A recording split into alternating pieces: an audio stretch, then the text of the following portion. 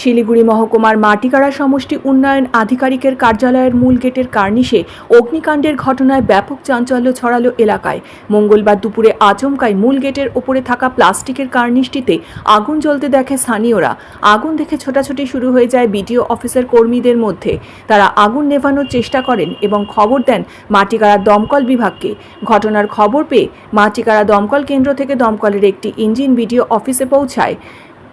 তারা এসে আগুন নিয়ন্ত্রণে আনে, তবে এই আগুন কার্যালয়ের ভেতরে ছড়াতে পারেনি। হঠাৎই কোনো একজন ভিজিটার বললেন যে পঞ্চায়েত সমিতি বিল্ডিংয়ের সামনে যে আমাদের একটা কার্নিশ আছে প্লাস্টিকের শেড দেওয়া, ওইখানে একটু আগুন দেখতে পাই আর কি।